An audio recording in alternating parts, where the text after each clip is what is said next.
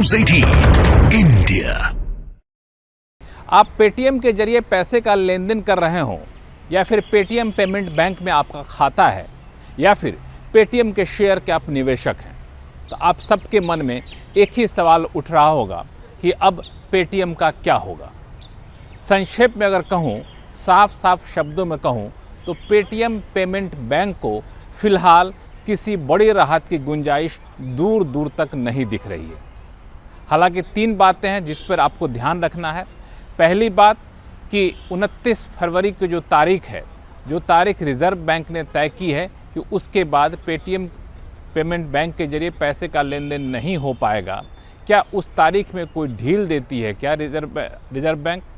दूसरा कि Paytm payment bank का लाइसेंस कहीं रद्द तो नहीं हो जाएगा, इसकी भी अटकलें काफ़ी ज़्यादा चल रही हैं। और तीसरा कि एनफोर्समेंट डायरेक्टरेट ने जो जांच शुरू की है वो जांच कितनी गंभीर नतीजे तक पहुंच पाती है। तो 3 बातों पर आपको ध्यान रखना होगा। ये तीनों बातें पेटीएम के भविष्य को तय करेंगी। लेकिन जैसा कि मैंने कहा, फिलहाल पेटीएम को तत्काल कोई राहत मिलने की संभावना नहीं दिख रही है। और यही वजह है कि जब से रिजर्व बैंक ने ये फैसला लिया है तब से पेटीएम के शेयर 50% से ज़्यादा टूट चुके हैं। कई दिन तक तो 20% का लोअर सर्किट लगा, फिर रेगुलेटर ने सर्किट फिल्टर को कम किया, 10% किया, तो कई बार 10% को भी छुआ और अभी भी ये गिरावट लगातार जारी है। शेयर बाज़ार के जितने भी एक्सपर्ट हैं वो भी पेटीएम से फ़िलहाल दूर रहने की भी सलाह दे रहे हैं। लेकिन ऐसे में आपके मन में सवाल उठ रहा होगा कि आखिर पेटीएम ने ऐसा किया क्या जिसको लेकर के रिजर्व बैंक इतना ज़्यादा सख्त है, हर कोई पेटीएम से दूर रहने की सलाह दे रहा है। तो यहाँ बताऊँ कि थोड़ा सा आपको पीछे देखना होगा। दरअसल पेटीएम पेमेंट बैंक को लाइसेंस मिला था जनवरी 2017 में, और उस लाइसेंस मिलने के बाद उसी साल मई में पेटीएम ने अपना कामकाज शुरू कर दिया था। और उससे पहले आपको याद होगा, ये वही पेटीएम है जो नोटबंदी के समय में एक बहुत बड़ी राहत लेकर के आया था। उसके बाद इसका कारोबार तेज़ी से फैला। पेटीएम पेमेंट बैंक के लाइसेंस के बाद कामकाज काफ़ी हुआ, नए ग्राहक जुड़ते गए। चूँकि लाइसेंस रिजर्व बैंक ने दिया था, रेगुलेटर रिजर्व बैंक था, तो रिजर्व बैंक लगातार इस पर नज़र बनाए हुए था।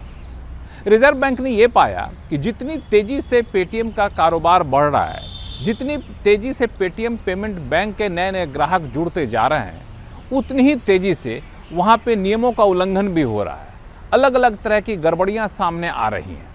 लिहाजा अगले ही साल, अब देखिए 2017 में reserve bank Paytm payment bank को लाइसेंस देता है और उसके अगले ही साल रिजर्व बैंक एक फैसला ले लेता है और कहता है कि नए खाते नहीं खोले जाएंगे। 2018 जून की बात है। तो जैसे ही जून 2018 में रिजर्व बैंक ने फैसला लिया और कार्रवाई की, कहा कि नए खाते आप नहीं खोल सकते हैं, रिजर्व बैंक ने बताया पेटीएम को कि आपके यहाँ ये गलतियाँ हो रही हैं, उसको आप ठीक करिए। फिर पेटीएम ने उन गलतियों को ठीक किया, अपना एक कंप्लायंस रिपोर्ट सौंपा रेगुलेटर को कि हम अपनी गलतियां ठीक कर रहे हैं, आगे से ऐसी गलतियां नहीं होंगी, इसका ख्याल रखा जाएगा। फिर दिसंबर में पाबंदी रिजर्व बैंक ने हटा ली थी, लेकिन रिजर्व बैंक लगातार नज़र बनाए हुए था रेगुलेटर होने के नाते। रिजर्व बैंक ने ये पाया कि ये गलतियां फिर से दोहराई जा रही हैं। कंप्लायंस रिपोर्ट में जो वादा किया गया था पेटीएम पेमेंट बैंक की तरफ से, उन वादों को फिर से तोड़ा जा रहा है। उसके बाद रिजर्व बैंक लगातार संपर्क में रहा, लगातार ये कहता रहा पेटीएम पेमेंट बैंक को कि आप अपनी गलतियां को सुधारते रहिए। इसके बावजूद जो संकेत मिले, सूत्रों से जानकारी मिली, पेटीएम पेमेंट बैंक से उतनी ज़्यादा गंभीरता जितनी की अपेक्षा रेगुलेटर रख रहा था नहीं दिखाई गई अपनी गलतियां को सुधारने के लिए।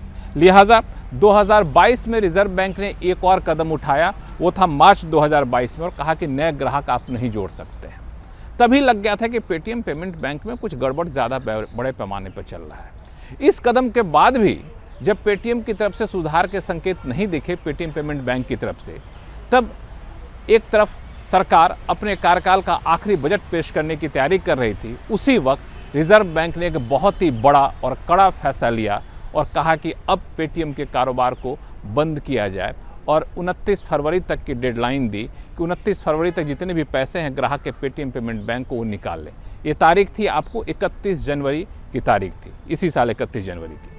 और उसके बाद लगातार पेटीएम के शेयर गिरने लगे। हालांकि सिरे से खारिज किया पेटीएम पेमेंट बैंक ने कि हमारे यहाँ कोई ऐसी गलती नहीं है, रिजर्व बैंक ने जो गलतियाँ कही हैं बताई हैं उसको हम दूर करने की कोशिश करेंगे। पेटीएम पेमेंट बैंक ने अपने यहाँ एक इंटरनल कमेटी भी बनाई, उस कमेटी की अध्यक्षता सेबी के पूर्व चेयरमैन कर रहे हैं और कहा गया कि जितने भी कंप्लायंस, जितने भी कानून हैं उन सभी कानून को पालन किया जाएगा, जहाँ जहाँ गड़बड़ी है उसको ठीक किया जाएगा। फिर सवाल उठा कि क्या पेटीएम के इस कदम के बाद रिजर्व बैंक अपने फैसले की समीक्षा करेगा? तो रिजर्व बैंक ने साफ तौर से कहा कि मैं फ़िलहाल अपने फैसले की समीक्षा नहीं करूंगा, क्योंकि मैंने काफ़ी लंबे समय के विचार विमर्श के बाद ये फैसला लिया था। यहाँ एक जिक्र करना ज़रूरी होगा HDFC बैंक को लेकर के। आपको याद होगा कि HDFC बैंक पर भी रिजर्व बैंक ने कुछ ऐसी सख्ती की थी। उसके बाद HDFC बैंक का पूरा बोर्ड रिजर्व बैंक के पास आकर बैठा था और जितनी गलतियां बताई गई थी 90% गलतियां जब सुधार लिया था HDFC बैंक ने, तब जाके अपनी सख्ती रिजर्व बैंक ने हटाई थी।